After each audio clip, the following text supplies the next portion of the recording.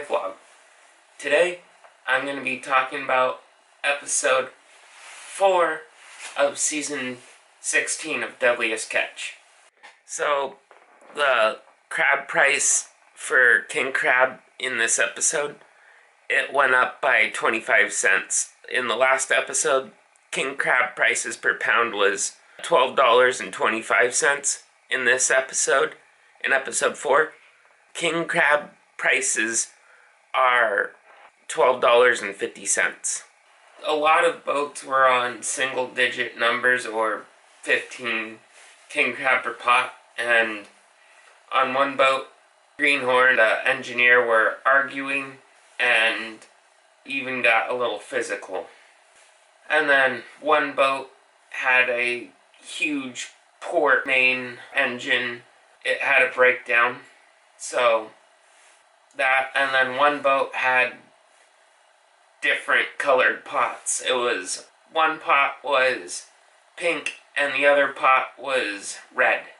And so in the first bit, it shows Jake Anderson on the saga kind of stressing about everything because he has bills piling up and he has a mortgage and car payments and a baby on the way. So he was getting stressed out because they were on low fishing.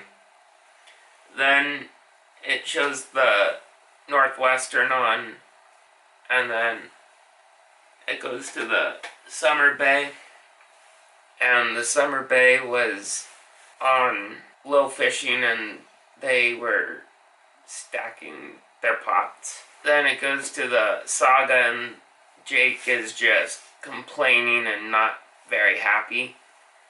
And he's getting 15 to single-digit king crab numbers.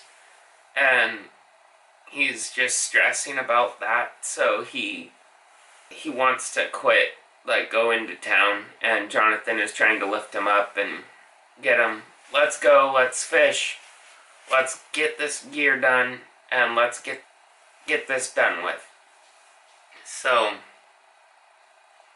then it goes to the Seabrook, and the Seabrook's engineer and Greenhorn, they're on low numbers, they're getting single-digit numbers, and the crew is not very happy because they've been working non-stop for 30-plus hours, and the engineer and the Greenhorn, they are arguing and they're pushing a pot that they're stacking, and after they put the pot in the stack where it needs to be, they were pushing it on deck. Him and the Greenhorn get into a pushing match and they're fighting and it's just crazy. Then it goes to the Northwestern, and the Northwestern is coming back from town soak, and they were pulling in pots, and so they pull in one would have 20 or 30 king crab in it, and then the other would have maybe 15 or less. So the fishing was inconsistent, and they were trying to figure out what was happening. They have two different colored pots. They have a pink colored pot and a red colored pot in the tunnel area where the crab come into, and the rest of the pot is white. So that's how the crab crawl in, and once they're in they can't get out. Then it goes to the Summer Bay, and the Summer Bay had set gear, and they're pulling pots, and they're on pretty good numbers, 30 or 40 king crab per pot, and like 2 pots in, a port main engine warning comes on Captain Wild Bill's control panel, and he asks his engineer and a couple deckhands to go down and check and see what's going on with the engine, and they get down there and there's oil in the air filter, and it's just not good. So they figure out what's going on, and they find out that the fuel that the injector is not working. Wild Bill calls to his engineer and is like, it's not going to be an easy fix. You have to use a computer to set the whole system up, so you're going to have to make a trip into town and we'll fix it.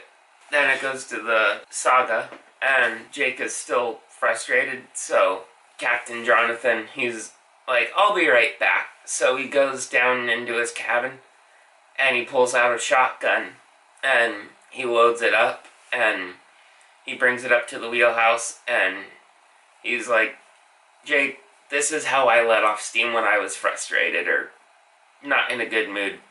It's called Hillstrand Yoga. Namaste. So Jake gets it, and he goes out to the stern of the saga, and he unloads the shotgun into the water, and he comes in, and he's all fired up and excited. Then it goes to the Seabrook, and Captain Scott Campbell Jr. calls his engineer and Greenhorn up to the wheelhouse, and he says, if you continue to fight and argue and not get along, one of you guys or both of you guys will be fired. You won't be working for this boat anymore.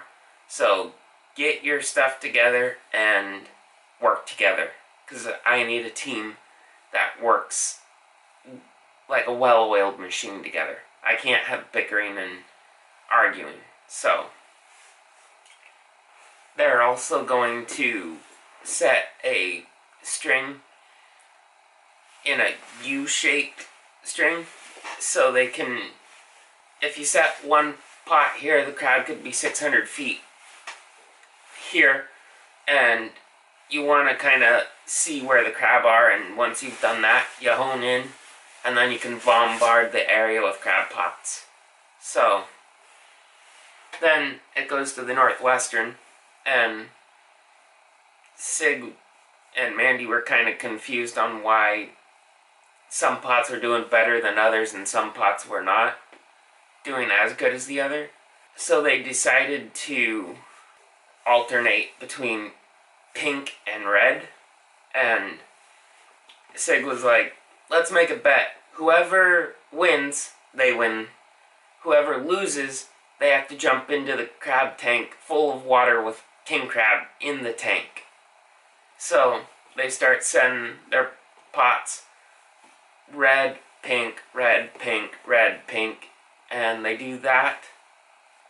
And then it goes to the saga, and Jonathan recommended Jake to go up to the gooseneck. The gooseneck is in old-time fishing grounds, and the last time Jonathan fished those grounds was 12 years ago, and whenever he'd fish there, he'd get killer numbers. So Jake and Jonathan, they have all their pots, and they go up to the gooseneck, and they start setting pots on.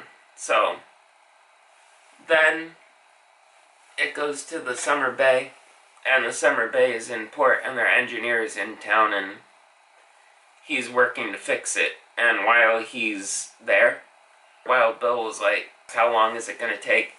Can you be done in 4 days? And the engineer was like, I don't know, we'll just have to see how long it'll take. So Wild Bill was like, come out with us on this trip and you can fix the engine while we're going out and crab fishing. And he's like, sure, I'll do that. So then it goes to the Seabrook, and the Seabrook is hauling in their gear on the U-shaped string, and he's goes and retrieves a pot, and it has 30 to 40 plus king crab per pot.